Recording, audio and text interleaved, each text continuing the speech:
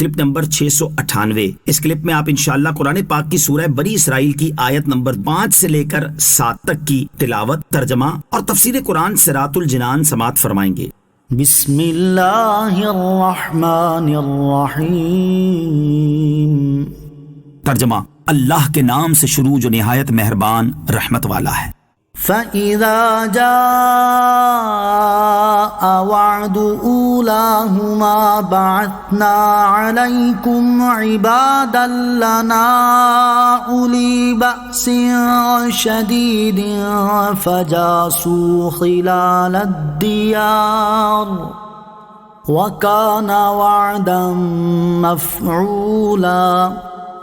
ترجمہ، پھر جب ان 2 مرتبہ میں سے پہلی بار کا وعدہ آیا تو ہم نے تم پر اپنے بندے بھیجے جو سخت لڑائی والے تھے، تو وہ شہروں کے اندر تمہاری تلاش کے لیے گھس گئے، اور یہ ایک وعدہ تھا جسے پورا ہونا تھا۔ وعد اولاہما، ان 2 مرتبہ میں سے پہلی بار کا وعدہ۔ اس آیت میں گزشتہ آیت کی تفصیل بیان کی جا رہی ہے کہ جب 2 مرتبہ کے فساد میں سے پہلی مرتبہ کے فساد کا وقت آیا تو فساد کی صورت یہ بنی کہ انہوں نے توریت کے احکام کی مخالفت کی اور گناہ کے کاموں میں پڑ گئے اور حرام چیزوں کے مرتکب ہونے لگے، حتیٰ کہ انہوں نے اللہ عز و جل کے نبی حضرت شعیہ علیہ الصلوۃ والسلام اور ایک قول کے مطابق حضرت ارمیہ علیہ الصلوۃ والسلام کو قتل کیا۔ اور جب بنی اسرائیل نے یہ فساد کیا تو اللہ عز و جل نے ان پر بہت زور و قوت والے لشکروں کو مسلط کر دیا تاکہ وہ انہیں لوٹیں اور انہیں قتل کریں، قید کریں اور ذلیل و رسوا کریں۔ چنانچہ ان مسلط کیے جانے والے لشکروں نے بنی اسرائیل کے علماء کو قتل کیا، توریت کو جلایا، مسجد اقصی کو ویران کیا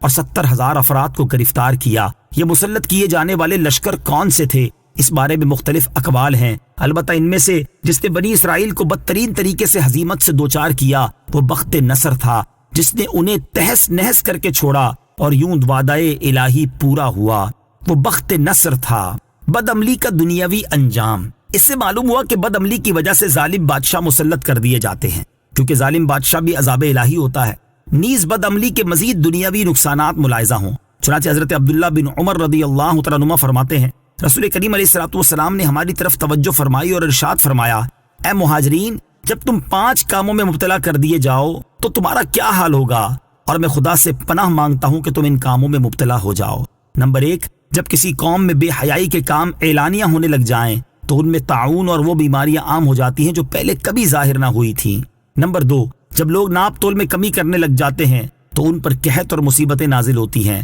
اور بادشاہ ان پر ظلم کرتے ہیں۔ نمبر 3، جب لوگ زکوٰۃ کی ادائیگی چھوڑ دیتے ہیں تو اللہ تعالیٰ بارش کو روک دیتا ہے، اگر زمین پر چوپائے نہ ہوتے تو آسمان سے پانی کا ایک قطرہ بھی نہ گرتا۔ نمبر 4، جب لوگ اللہ تعالیٰ اور اس کے رسول علیہ الصلوۃ والسلام کے عہد کو توڑ دیتے ہیں تو اللہ تعالیٰ ان پر دشمنوں کو مسلط کر دیتا ہے اور وہ ان کا مال وغیرہ سب کچھ چھین لیتے ہیں۔ نمبر 5، جب مسلمان حکمران اللہ تعالیٰ کے قانون کو چھوڑ کر دوسرا قانون نافذ کرتے ہیں اور اللہ تعالیٰ کے احکام میں سے کچھ پر عمل کرتے اور کچھ کو چھوڑ دیتے ہیں تو اللہ تعالیٰ ان کے درمیان اختلاف پیدا فرما دیتا ہے۔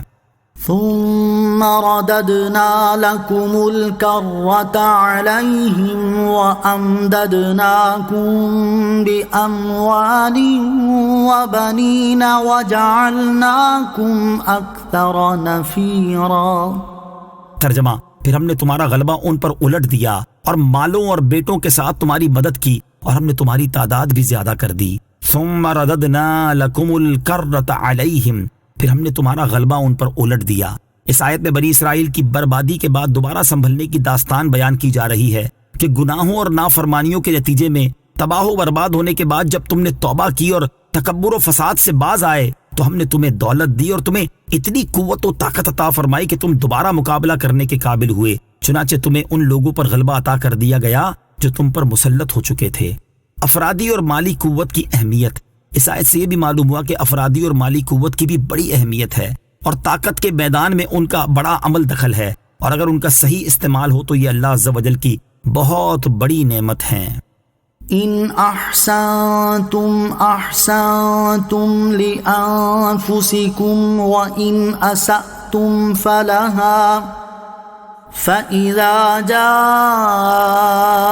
وَعْدُ الْآخِرَةِ لِيَسُوءُوا وُجُوهَكُمْ وَلِيَدْخُلُوا الْمَسْجِدَ كَمَا دَخَلُوهُ أَوَّلَ مَرَّةٍ كما دخلوه أول مرة وليتبروا ما علوا تتبيرا۔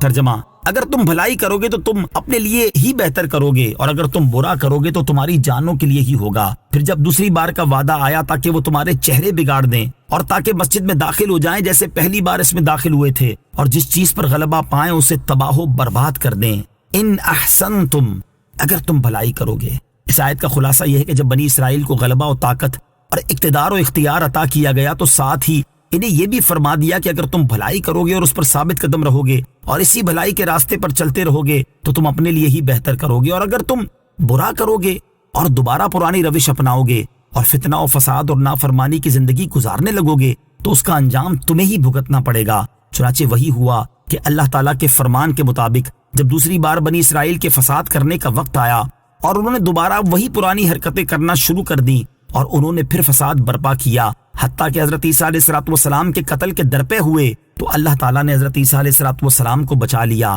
اور اپنی طرف اٹھا لیا، اور بنی اسرائیل نے حضرت زکریا اور حضرت یحییٰ علیہ السلام کو شہید کر دیا، تو اللہ تعالیٰ نے ان پر اہل فارس اور روم کو مسلط کیا تاکہ وہ انہیں قتل کریں، قید کریں اور اتنا پریشان کریں کہ رنج و پریشانی کے آثار ان کے چہروں سے ظاہر ہوں۔ پھر ان مسلط ہونے والے لوگوں نے یہ بھی کیا کہ وہ بیت المقدس کی مسجد میں داخل ہوئے اور اسے ویران کر دیا، اور بنی اسرائیل کے شہروں پر غلبہ پا کر انہیں تباہ و برباد کر دیا۔